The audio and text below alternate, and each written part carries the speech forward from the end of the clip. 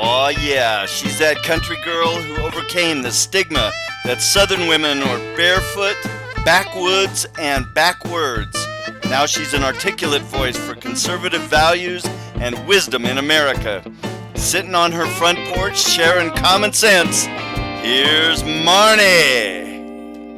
Hi, welcome back to my front porch where we talk about common sense values in America. Today I want to talk about the U.S. Census. We're coming up on a census year in 2020, and there's a lot of people clamoring that the question of are you a U.S. citizen or not should not be asked on the form. Let's get to the root of why people do not want this question asked.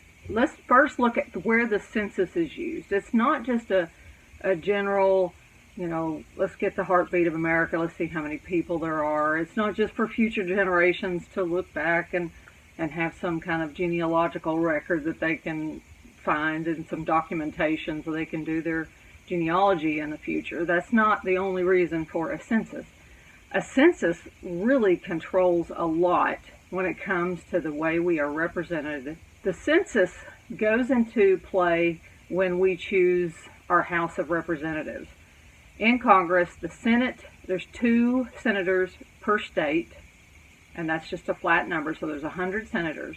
But right now, the House of Representatives is capped at 435, okay? And that's just a number that since 1910 they've decided to cap it at that. And then how many U.S. representatives you get is based on the population of your states, which is based on the census count. So if you go back to the census count and you say, we're not going to ask the question, are you a U.S. citizen?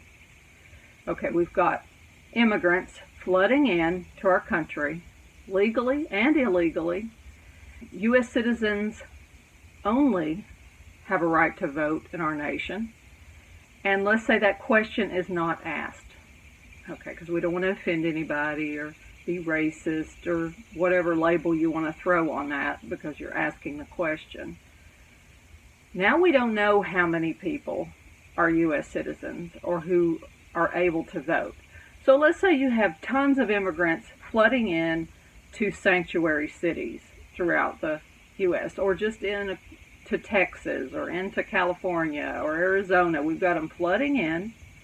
Now we've jacked up the population counts of those states, and they're going to get a bigger piece of the representation in the U.S. House of Representatives.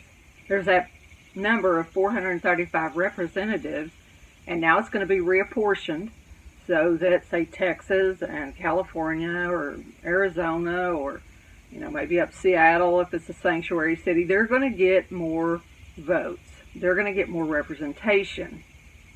So their policies, things that help them, are going to be pushed through because they're going to have a majority in the House.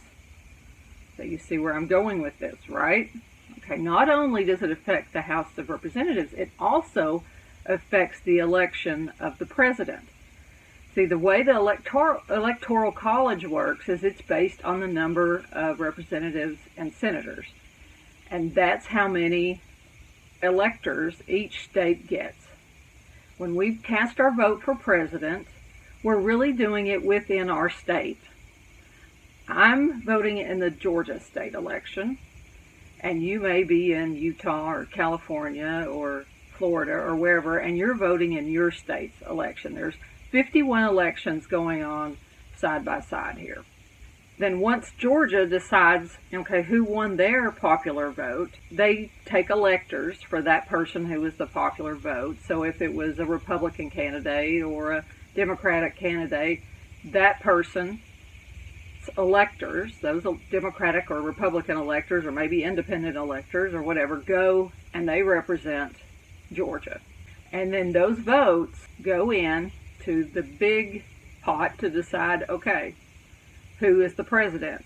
So you need basically 270 to have a majority of these electors to win the election. So you see how the census is playing in to the election as well. So if we go back to our scenario where you've got people who are immigrating who are not citizens and they're glomming into these states like Texas or California or Arizona or maybe up in Washington, And those states are going to get more electoral votes, and they're going to get more say in who the president is. That's the end game with not asking that question, are you a citizen or not? Now, people who are citizens, they're not going to have a problem answering that question.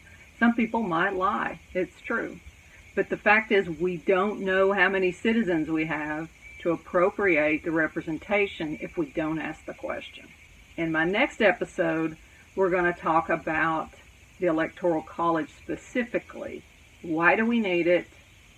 Or maybe we don't. What's the whole Electoral College about? We're going to talk about that. Y'all take care. God bless. Have a good one.